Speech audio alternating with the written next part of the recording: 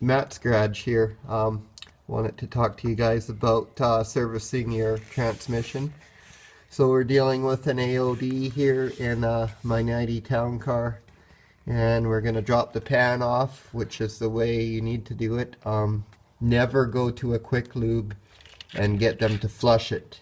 They don't remove the pan, they don't change the filter, and all the junk that's in the pan will get sucked through your transmission, and you'll be very lucky if your transmission survives it. A lot of times they fail shortly after, so you don't want to do that. You want to bring it to like a specialized transmission shop and make sure that they're going to take the pan off and replace the filter and clean all the goop out of the pan.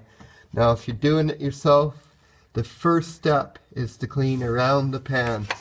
So you get whatever scraping instrument you're comfortable with, and you scrape off all the dirt all around the lip, above the lip,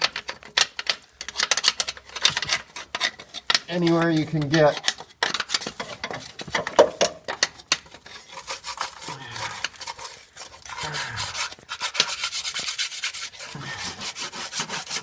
And we're going to clean all this again when we get it off, but at every point you want to limit dirt, because one little speck of dirt can ruin your whole transmission. So every step you want to do everything you can to make everything as clean as it can be. So a wire brush can be handy too. Get in there, scrub around the flange, and get all that grit off.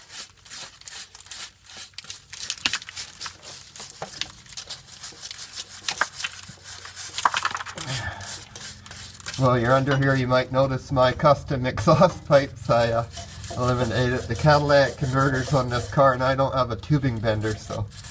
But I do have a MIG welder, and I have a angle grinder, so I made it work.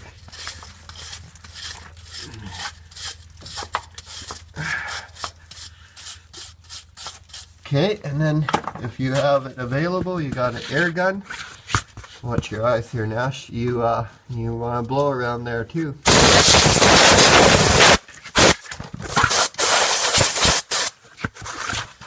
Okay, and if you got one of these, go much quicker. Okay, so you want to have your draining pan ready too. And what you're going to do is you're going to leave a couple bolts at the back here to hinge it off of, and you're going to undo all the rest, but leave one at the front as well and undo all the rest, so you have 3 bolts holding your pan up, and then you can use that one on the front to break the seal loose and start to lower the pan down. So I'm going to go ahead and do that. Ooh, it's tighter than I thought.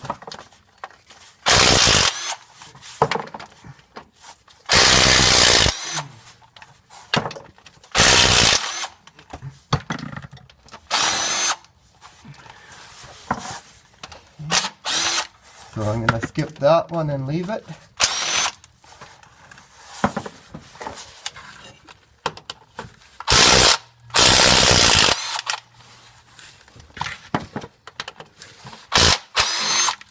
Should have started on this side since I now have oil dripping in my hair, but oh well.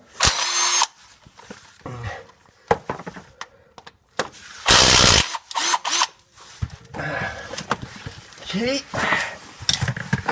Better than conditioner.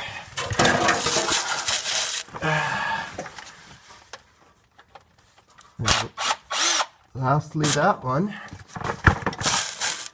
And then you might have to use a pry bar. Make sure it's relatively clean.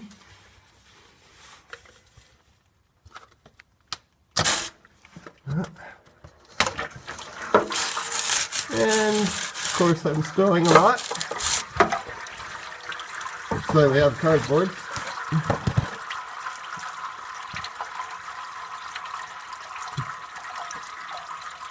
So this transmission fluid looks pretty good so far. We'll have to see what's inside the pan. So you just let it drain down like this until it starts to slow down. And there's a lot of misconceptions online about servicing your older transmission being bad and stuff, well, yeah, there is some theory there, but I still think you're better off changing the fluid. Of course, the best is to maintain your transmission from the time it's new and change your fluid regularly, but even if it's an older transmission and it hasn't been changed for a long time, I would still change it. And if it fails afterwards, I would say that's because the transmission was worn out, not because of you changing it. It's a coincidence, I would say.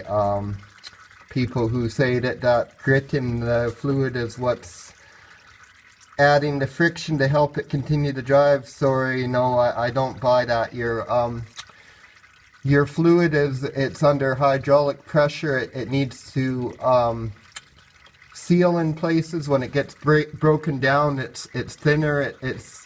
It's not going to work in the same manner that it's made to work. You just need to put fresh fluid in it. That's the best thing for it, no matter what. And if you are having some slipping issues or something like that, a really good additive that you can use is Lucas Stop Slip, and I've used it personally, and it works really good.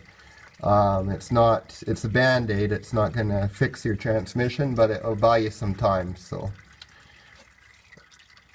now that that's mostly drained, we're gonna go ahead and get these last two bolts out. You can loosen these a bit, or you can just hold the pan up and take them right out.